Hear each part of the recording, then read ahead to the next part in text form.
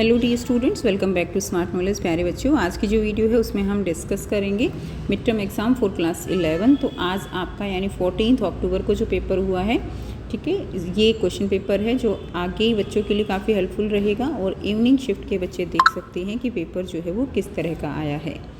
जैसे ही कुछ आंसर्स को डिस्कस करेंगे, कुछ आंसर देखेंगे और ऑथेंटिक आंसर आपको मार्किंग स्कीम के बाद मिलेंगे। तो हो सकता है कुछ क्वेश्चंस में आंसर्स में कोई जो मार्क किए हुए हैं कुछ हो सकते हैं ठीक ना हों, लेकिन आप ऑथेंटिक मार्किंग स्कीम देखिएगा, ठीक है। तो फर्स्ट का आंसर आपका डी हो जाएगा, मिट्टी की पट्टिकाएँ। सेकंड का आपका प्रारंभिक नगरों का विकास किन कार्यों से जुड़ा था, कृषि और व्यापार से। थर्ड में कौन सा सही नहीं है, तो ए हो जाएगा।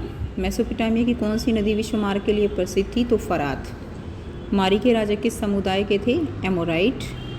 कौन रोम साम्राज्य का शहरी केंद्र नहीं था, बगदाद। रोमन साम्राज्य में दासों की स्थिति क्या थी, वे अपने मालिक की संपत्ति होते थे, ठीक है।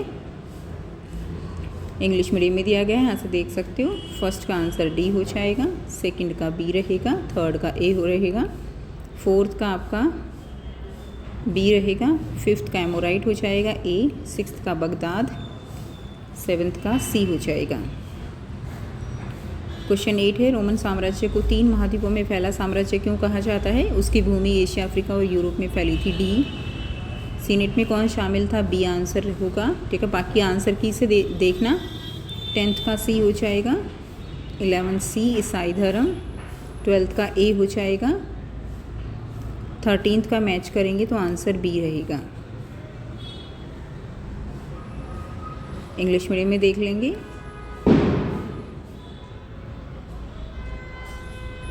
टेंथ का सी होगा, 11th का सी, 12th का ए रहेगा, 13th का बी,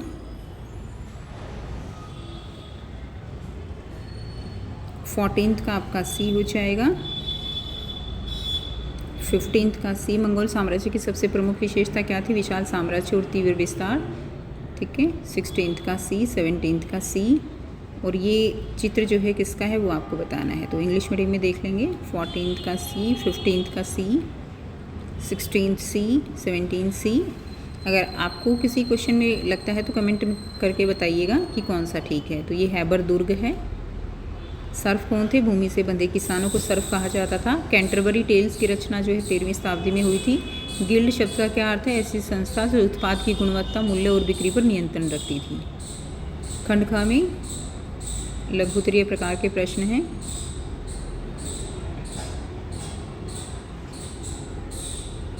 तो ये हैबर कैसल हो जाएगा। सर्फ कौन थे, लैंड बाउंड पीजेंट होते थे।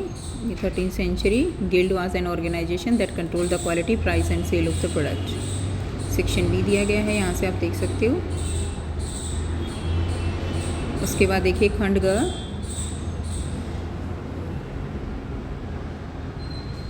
उसके बाद स्रोत आधारित प्रश्न देखेंगे, तो यहाँ से आप आंसर देख सकते हो। उरुक जो है किस भाग में था, दक्षिणी भाग में। मूर्ति की प्रशंसा क्यों की जाती थी, तो यहीं आपका आंसर है, ठीक है। उसके बाद यह मूर्ति किस विशेषता का वर्णन, विशेषता को सबसे अधिक दर्शाती है, कला व शिल्प के विकास को दिखाती है, क्योंकि इसमें कला और शिल्प के बारे में ही जो है एक्सप्लेन किया गया है। सेक्शन सी।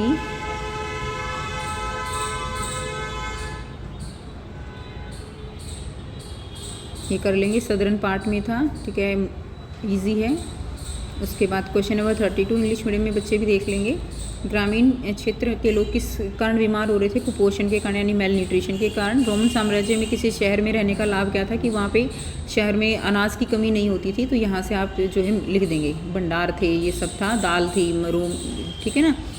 तो ये यहाँ से पॉइंट बना के लिख देंगे। सर्दियों में किस प्रकार के खाद्य पर निर्भर रहना पड़ता था, तो यहाँ से यहाँ तक पेड़ों की टहनियाँ, छाले वगैरह, इन पर निर्भर रहना पड़ता था। क्वेश्चन 33 है, इस स्रोत को ध्यानपूर्वक पढ़ना है। तो ये बहुत इजी दिया गया है 33। देखिए अध्याय 7 में क्या नियम था, तो अध्याय 7 में था विनम्रता का अर्थ यानी आज्ञा पालन। क्लियर।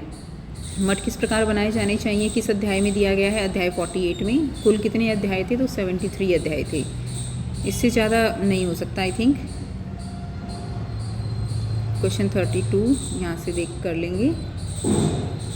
ये दिया गया है क्वेश्चन नंबर 33 इंग्लिश मीडियम में। उसके बाद आपको मैप दिया गया है, कराकोरम, तूफान और समरकंद को आपको बताना था और ए और बी चिन्ह जो दिए गए हैं वो अंकित करने थे। क्लियर? तो ये था कंप्लीट पेपर। मार्किंग्स की आते ही आपके साथ शेयर की जाएगी, तो चैनल को सब्सक्राइब भी कर लीजिए। मिलते हैं नेक्स्ट वीडियो में। Take care, bye bye.